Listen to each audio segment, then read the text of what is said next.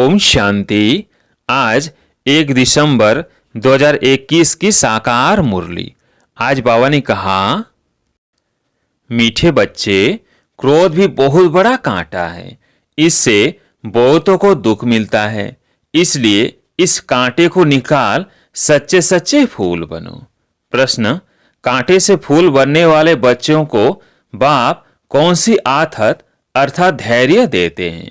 उत्तर, बच्चे, अभी तक कांटे से फूल बनने में जो माया विघ्न डालती है, यह विघ्न एक दिन खत्म हो जाएंगे। तुम सब स्वर्ग में चले जाएंगे। यह कलयुगी कांटे खत्म हो जाएंगे। बाप ने तुम्हें संगम युगी पॉट में डाला है। माया भल मुरझा देती है, लेकिन ज्ञान का बीज अविनाशी है। यह बीज विनाश नहीं हो सकता। गीत है, न वो हमसे जुदा होंगे।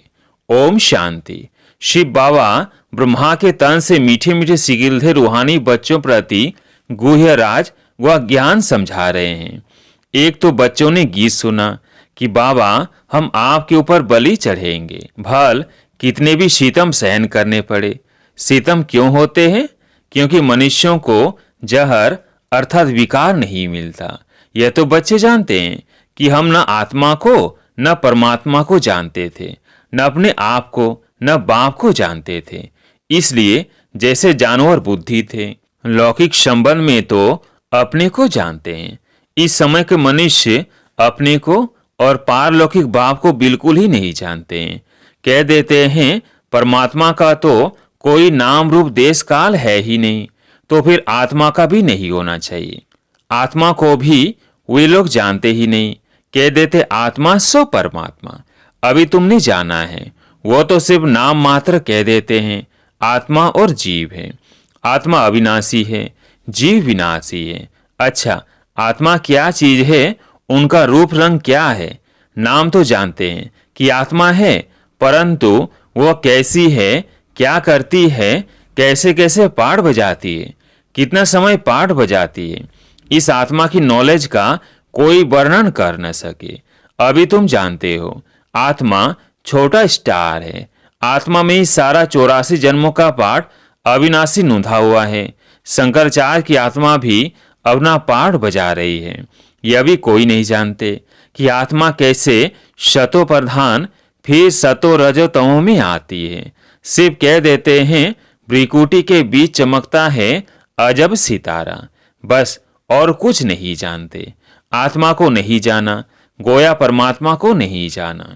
इस समय यह कांटों का जंगल, सब कांटे हैं। न रचयिता परमपिता परमात्मा को जानते हैं, न रचना के आदि मध्य अंत को जानते हैं।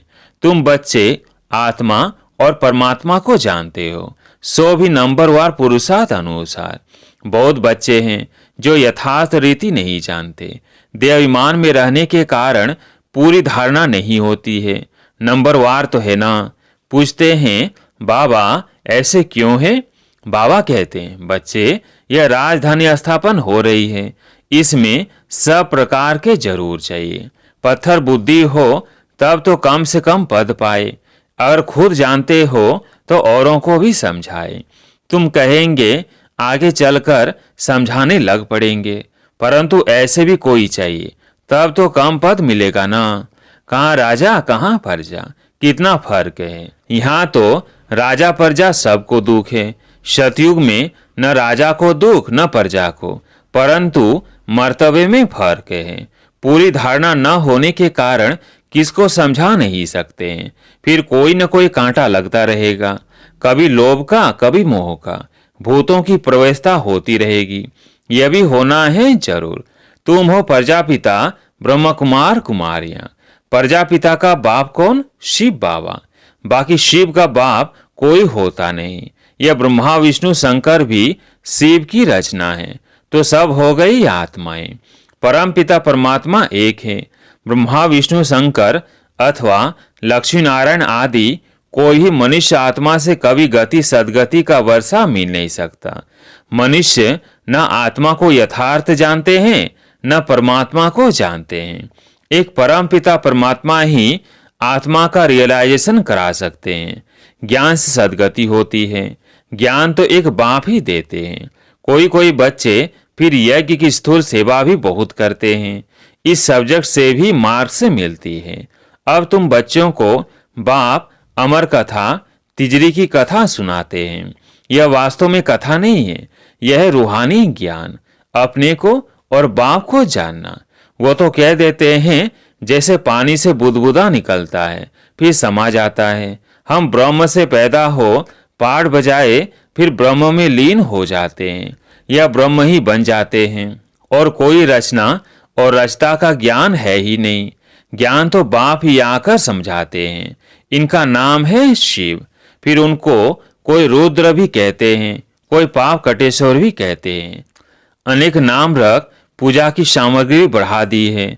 जो जो परमात्मा ने कर्तव्य किया है उस पर भिन्न भिन्न नाम रख बहुत मंदिर बना दिए हैं।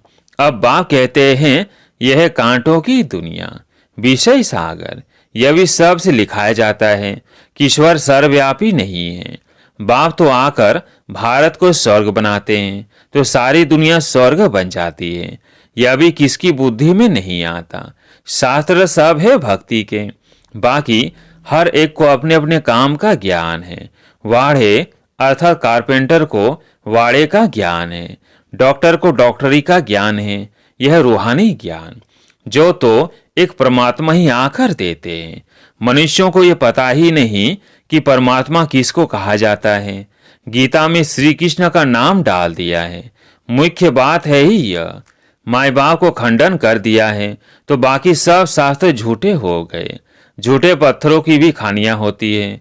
यह भी जैसे झूठे पत्थर है। पारस बुद्धि वाले रहते हैं पारसपुरी सतयुग में। यह तो है नरक। बुलाते हैं हे पतित पावन आओ, तो जरूर पतित है। नरक और स्वर्ग दोनों भारत में ही हैं। कोई मरते हैं तो कहते हैं स्वर्ग गया। यह बुद्धि में नहीं आता कि स्वर्ग तो सतयुग को कहा जाता है। परमात्मा स्वर्ग की स्थापना करते हैं, न कि नरक की। रावण राज्य कब से शुरू होता है यह भी किसको पता नहीं है। बल शास्त्र बहुत पढ़ते हैं, ब्रह्मचर्य में भी रहते हैं, परंतु पैदा तो विकास से होते हैं ना। साधु सन्यासी भी साधना करते हैं, बाप से मुक्ति मांगते हैं, क्योंकि छीछी दुनिया में रहने नहीं चाहते हैं। अब बाप कहते हैं पहले आत्मा को जानो कि कैसे जन्म मरण में आती है, कैसे सच्चे सोने में खाद पड़ती है, कैसे 84 जन्मों का पाठ बजाती है। सबसे जास्ती पाठ तुम्हारा है। जो देवी देवता थे वही पूरे 84 जन्म लेते हैं। लक्ष्मी नारायण ने राज्य किया, फिर कहाँ गए? उनकी आत्मा ने जरूर जन्म तो लिया होगा ना। अब वो कहाँ है कोई जानता नहीं। क्रिश्चियन लोग जानते हैं कि क्राइस्ट इस समय बेगरी पाठ में होगा। तुम तो अच्छी रीति जानते हो लक्ष्मी नारायण जो स्वर्ग के मालिक थे उन्हों को ही पुनर्जन्म ले 84 जन्म पूरे करने हैं। सभी आत्माएं 84 जन्म नहीं लेंगी। यह भी ज्ञान बुद्धि में धारण करने का है। योग में रहने के सिवाय कांटों से फूल बन नहीं सकते। योग से ही विकर्म विनाश होंगे और सतो प्रधान फूल बनेंगे। जब तक यहाँ है तब तो कुछ न कुछ कांटे पने का अंश रहता है। फूल बन गए फिर तुम यहाँ रह नहीं सकेंगे। फूलों का बगीचा सतयुग को कहा जाता है। अभी तुम कांटों के जंगल अथवा रावण के राज्य में हो। सब कांटे ही कांटे हैं।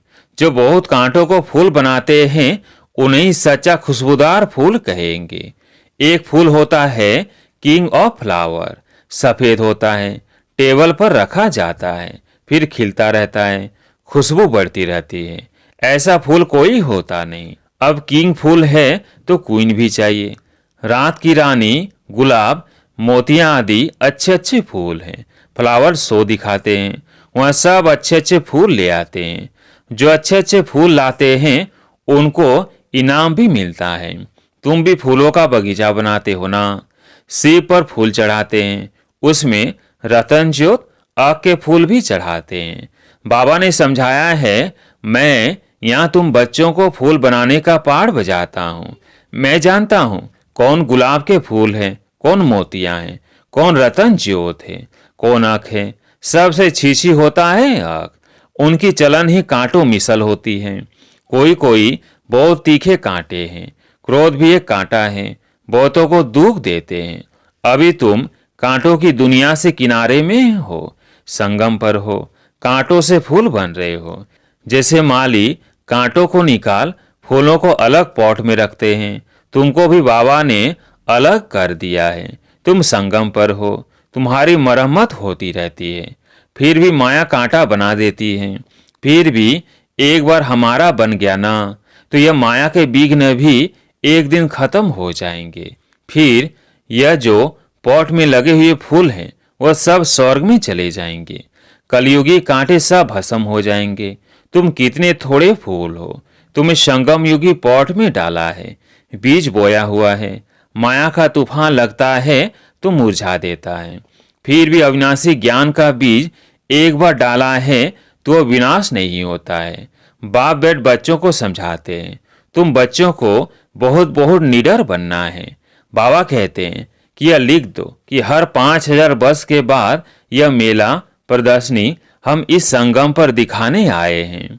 यह तो लिखना है कि यह लड़ाई 5000 वर्ष के बाद लगती है, पुरानी दुनिया को नया बनाने या नर्कवासियों को स्वर्गवासी बनाने।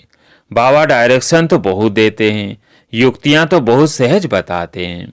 बाप को याद करो और स्वर्ग की बादशाही लो। मनुष्य तो पानी में डुबका मारते रहते हैं, सो भी सागर में जाए ना।